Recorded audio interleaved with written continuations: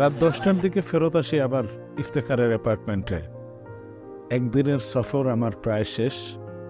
রাতের বেলা ডিনার করে আবার আমরা রাতের বেলায় রওনা দেব নিউ ইয়র্কের দিকে। আবার সেই 4.5 ঘন্টার মতো ড্রাইভ।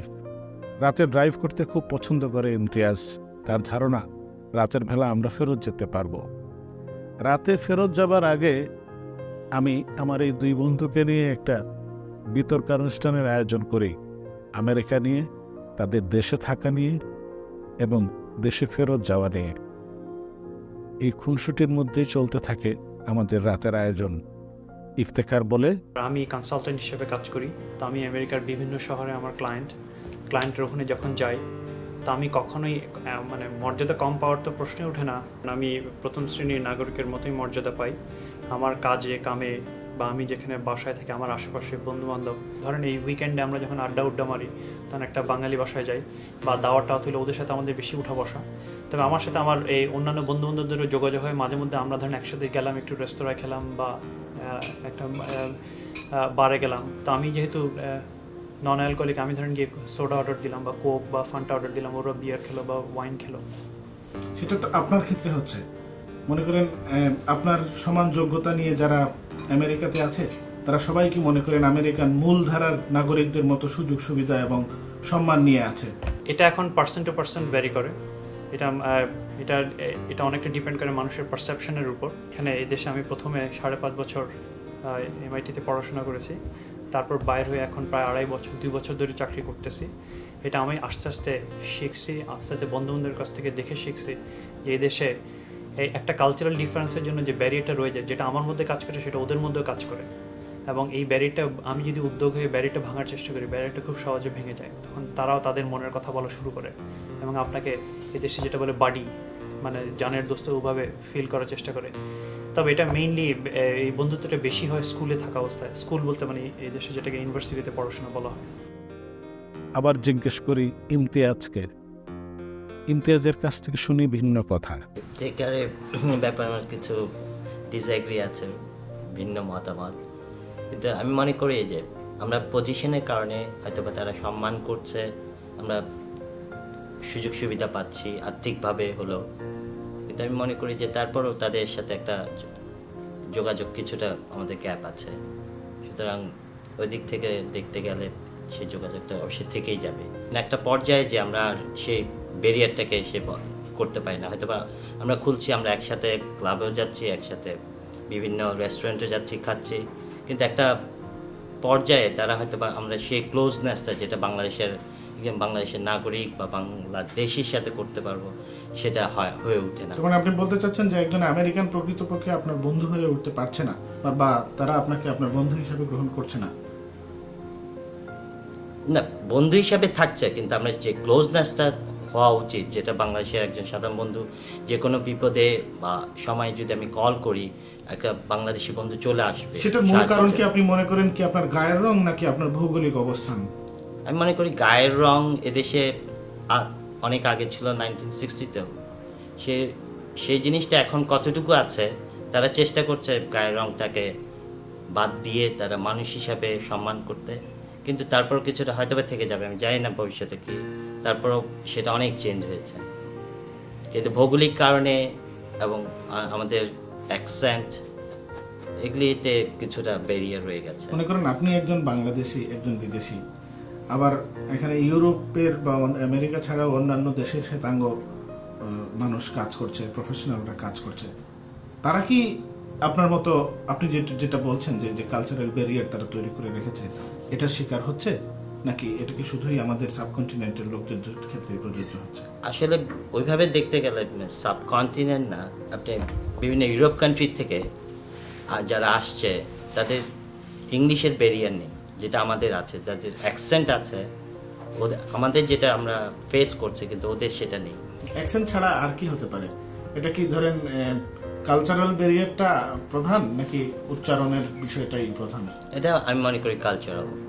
এটা কি এমন যে আমরা দরিদ্র দেশ থেকে এসেছি বলে আমাদেরকে এইভাবে দেখা হয়? না, আমি মনে করি দরিদ্র দেশ থেকে না, সেটা হলো মেইনলি কালচারাল ডিফারেন্স।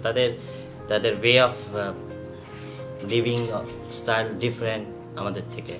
আমাদের আপ্যায়ক ইফতেখারের স্ত্রী, তাকে জিজ্ঞেস করি তার সন্তানদের নিয়ে তার কি পরিকল্পনা, তার যে ছেলেটা আছে তাকে কিভাবে সে আমেরিকান হিসাবে বেড়ে তুলছে, এই কাহিনী আমি তার কাছ থেকে শুনতে চাই। আমার বাচ্চা আমাদের কালচারের মতোই মানুষ হোক, ওকে আমরা আমাদের ধর্ম মতে বড় করার চেষ্টা করব। তবে অবশ্যই ও যেহেতু এখানে বড় হচ্ছে, এদেশে বড় হচ্ছে, তো ওর মধ্যে এদেশি জিনিস কিছু ঢুকবে, কিন্তু আমরা অবশ্যই সবসময় যাবো ওর মধ্যে যেন বাংলাদেশি কালচারটা সবসময় বজায় থাকে। যে জন্য আমরা সবসময় আমাদের বাসায় এটা আমরা চেষ্টা করব করার। এটার জন্য আপনি কি স্টেপ নিচ্ছেন বলে মনে করেন? ধরেন ও বাংলা ভুলে যাওয়ার চান্স বেশি, যেহেতু ও এখানে পড়াশোনা করতেছে, তো আমরা যখন বাসায় বাংলা কথা বলি যাতে ও বাংলাটাও পিক করে, বাংলাটা চর্চা করে সবসময়।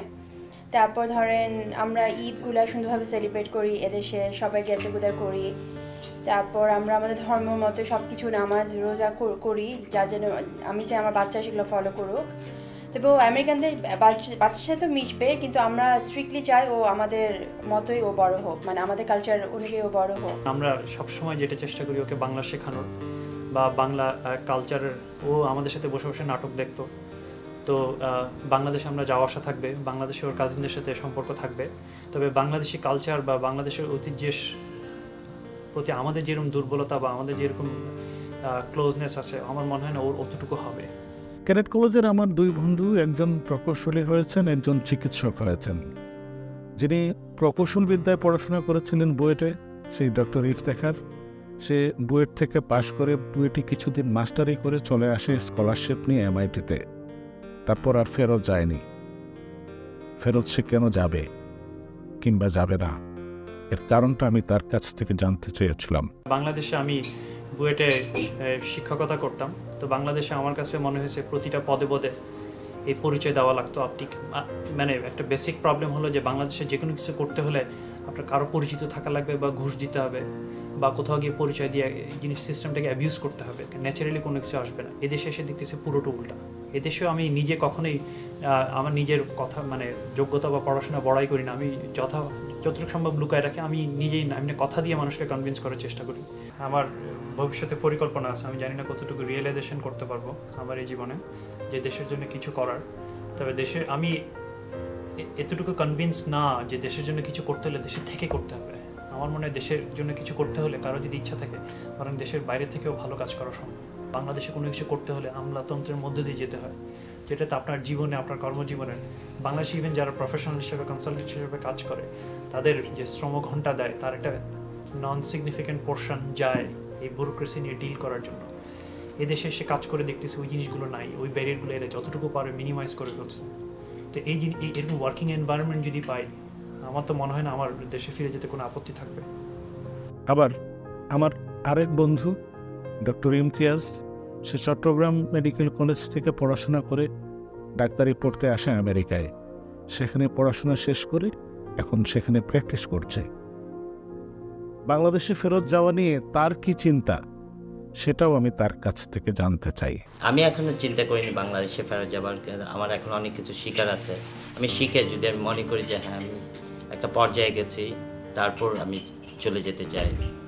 তার আগে আমি এদেশে থেকে শিখবো, অনেক কিছু শিকার এখনো বাকি আছে।